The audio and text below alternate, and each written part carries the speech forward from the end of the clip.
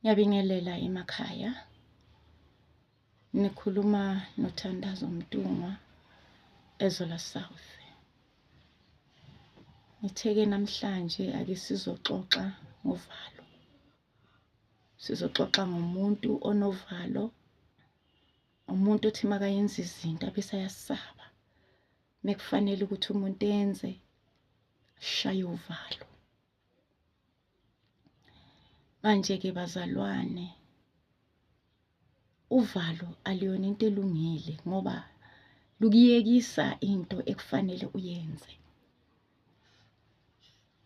Kukhona abathandazi abathi besaqala endleleni yokuthandaza, sekufike isikhathi sokuthi badlule umoya, ethule umuntu, hayi ngoba angazwanga lutho, uyasaba. Usaba ukuthi uzothi lo muntu akhuluma naye bese ethi unamanga. Usaba ukuthi abanye abathandazi abaseduze kwakhe bazomphikisa. Kuningi nje kuba semqondweni womuntu. Sokhuluma nalabo bathandazi abasaba kakhulukazi, yazi umthandazi angagqoka. Asabe ngisho ukuthandaza. Kunabathandazi abasaba ukuthandaza. Uthandaza kahle makayi-1. Mara once wahlangana nabanye, mhlambe esigodlweni esithize, emaladini athize, mhlambe esontweni, asabe ngoba kukhona abanye abantu. Namhlanje ngizokhuluma nawe.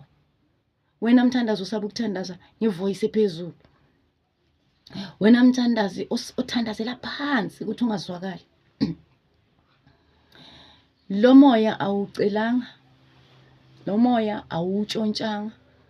Lo moya uJehova ubone ukuthi ukufanele futhi uyakwethemba uJehova. Yingakho akwazile ukubeka ingilosi yakhe kuwe. Manje makufika isikhathi sokuthi khuleka, vulela izwi lakho likhuleke. Khuleke ngendlela ungathi awukwazi ukukhuleka, khona abakhuleka kangcono. What you are doing is best. uNkulunkulu uyakuthemba. Okuzophuma emlomeni wakho noma ngabe uzwa ngathi khona abathandaza kangcono. Akhathazeki, khuluma wena lokwakho. Lokhu Jehova akunikeze kona, ukhuleke ngale ndlela ingilosi yakho ekhuleka ngayo. Ekugqokeni kulula ukuthi ugqoke. Mawubonisiwe uyakwazi ukusho ukuthi ngibonisiwe. Okay, amamento azokubonisa ukuthi okay mase ugqokile, mase ugqokisiwe sekufanele kuhambe kanje. Kodwa selifikile indaba yokuthi ithandazo uyesaba. Sefikile indaba yokuthi udlula umoya uyesaba. Nceda abantu. Khuleka ngezwi lakho elikhulu. Yazi kunezwi elike lavela elithi ngimemezeni ngamazwi amakhulu kusho uJehova. Athi ningimemeze ngezindebe zomlomo wenu. Nkosi yami ukuthi nje angisazi ukuthi likuphi kodwa likhona lezwi uJehova esho njalo khona. Manje ungasabi ukwenza umsindo. Umsindo owenzela uNkulunkulu. Khuleka ngezwi lakhe elikhulu. Umemeze uJehova ungasabi ngendebe zomlomo wakho ukuthumile. Uthi-ke uNkulunkulu uJehova, qinani isibindi. Shezwini. Uthi qinani isibindi. Ningapheli amandla. Usho kuDeuteronomy 1:21. Uthi imani isibindi ningesabi. Leli gama lokungesabi uJehova uliveze kaningi ezwini ngoba azi ukuthi abantu liyabashaya uvalo. Sathane uyabathusa abantu ukuthi makumele wenze into athi uSathane hayi ngeke uzukhona. Wena ungakhulekisa abantu, uyakuhlebela njalo. Wena ungakhulekisa umuntu aphi ngeke. Uzokutshela kanjalo enhlizweni yakho bese nawe uyakuvumela lokho bese uyesaba. Bengaphila abantu. Kanti ke wena qhubeka. Yingakho khona lecule lelithi Sathane suka endleleni awubonisi yathandaza. Khona leso sihlabelelo. Ngoba uSathane uyozayo azosusa abantu endleleni yabo abame kuyo kanti uJehova ukukhethe ngoba akuthembile. Ukuthembe ngako konke uJehova ukuthi uzokwenza lokhu. Uke wakhuluma-ke ku-Abrahama esho ukuthi ngesakhe Abrahama. Uthi uJehova ngisihlangu sakho Abrahama. Uthi ngizokwenza umvuzo wakho Abrahama ube mkhulu kakhulu. Thola usho njalo encwadini kaGenesis 15 verse 1. Maye namhlanje uAbrahama uwe mthandazi uAbrahama. Uthi uJehova uyisihlangu sakho, uyisivikeli sakho kuko konke. Msanini ukusaba. Igama elithi isithunywa sakho sithathiwe noma siyathathwa. Kuthiwa izithunywa ziyathathwa yilabo abakwazi ukuthatha.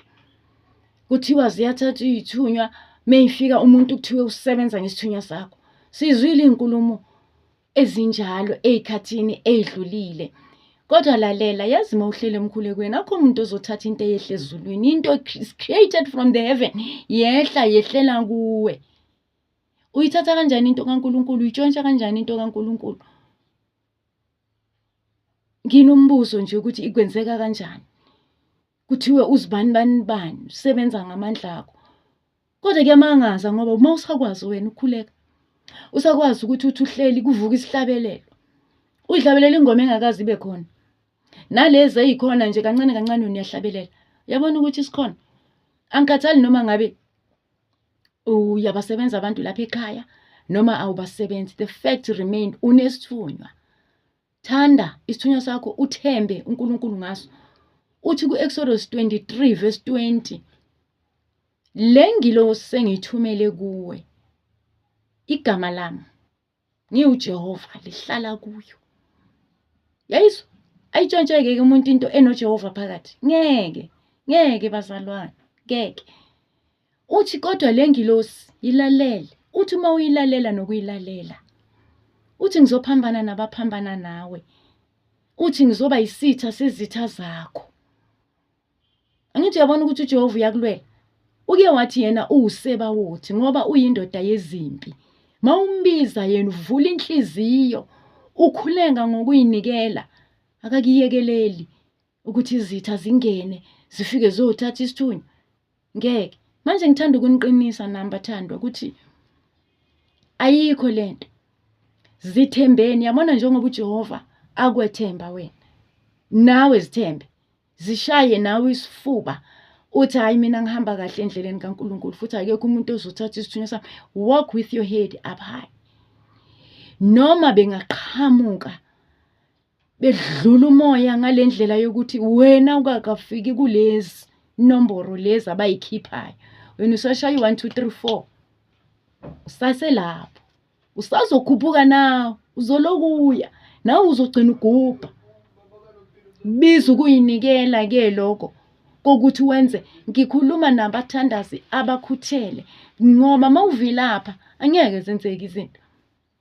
Mawuvilapha uzokhuleka nje endlini kuphela phambi kwezibani bese kuphelele lapho. Mningi umsebenzi la. Awunzima wona kodwa wona umsebenzi ukhona. Ekufanele uzenzele wona uwedwa wena.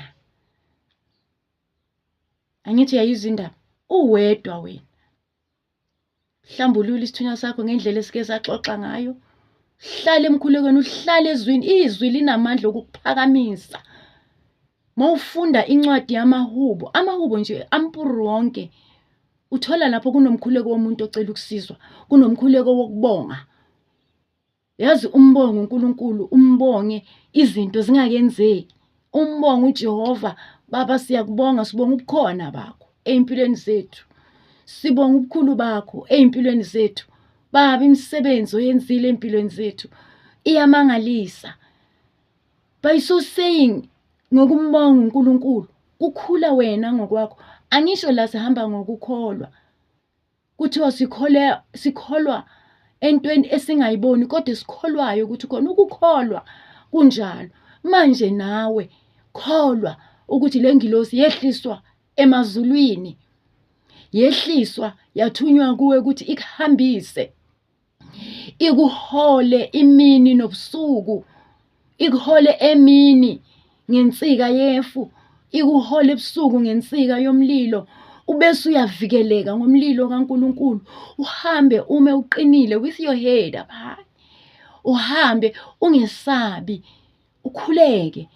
Befika abantu bengafikile, ukhuleke. Umethemba uNkulunkulu, ukhuleke ngey'khathi zonke, ukhulume nezimo zizoguqa, zizokulalela lezi zimo ngoba uyazikhomanda ngegama likaKristu Jesu kuJehova uNkulunkulu ohlele emazulwini. Maningesabi bazalwane, maningesabi, uJehova uyisihlangu. Uthe ku-Abrahama meyengesabi, meyemthuma ezizweni, kodwa namhlanje uthuma wena ezizweni ukuthi hambe ukhulekela abantu. Uthe ekuhambeni kwakho uyisihlangu, uzokuvikela uJehova uNkulunkulu. Manje methembeni, nime niqine isibindi. Wathi fasani iy'nkalo zenu madoda kithi, fasani iy'nkalo zenu, nivikele iy'fuba zenu. Yizini ley'fuba enivikela. Usho njalo encwadini wakwabase-Efesu 6 uthi vikelani iy'fuba zenu, nibophe iy'nkalo zenu yiqine. Yiziphi ley'fuba? Wuwe oyisifuba, wuwe uqobo lwakho uvikele lo mzimba, uvikele konke lokho okuphethe, yonke lo mthwalo, lezinto oyiphiwe, ley'khali onazo, ley'mpahla oy'gqokayo, lamanzi owakhulekelayo, leyiwasho oyiphathayo, ley'ntambo, ngithi konke. uJehova uthi ziyavikelwa lezi zinto. Yingakho enigqokisa. Uthi bophani iy'nkalo. Uyanigqokisa ukugqoka lokho. Lamaduku esiwagqokile yizinkalo lezi ezisivikelayo, lezambatho, ley'phika, lamajazi, ley'ntambo, zonke esiy'gqokile njengoba esigqokisa encwadini wabase-Efesu athi sibophe iy'nkalo zethu ziqine. Yiko ukusigqokisa. Makuvuka ithemba ebantwini, alivuka ithemba bathandazi, ningesabi, yahambeka le ndlela. Kodwa uma uyihamba, zithi zivuka ley'vunguvungu ezizokuthusa. Sathane usile, Sathane namaqhinga, uzokukhohlisa akutshele ukuthi wena unamandla. uJehova ngithi ubeke amandla kuwe. Amandla kaJehova, yebo, wena uyithuluzi lakaJehova. Wena ukhuluma noJehova emkhulekweni, umtshele ukuthi baba, mina ngizindlebe zonke kuwe. Khuluma mlomo ongathethi imanga, mina ngilalele. Ngithume ezizweni ngoba uthi uJehova uyakuthuma ezizweni. Bazofika lapha ekhaya, bazofika nabazalwane lapha enkonzweni. Isizwe ekufanele ulule izandla zakho phezu kwazo, uthandaze, ungesabi, ungesabi. Uvalo luza nomubi ukuzokuqhelisa endleleni ukuthi uzidawuthe wena. Ma ungazidawuthi zithembe kuloko okuncane okukodwa okuphethe kukhulu ezulwini. Ngicela iNkosi ithele umusa. Amen.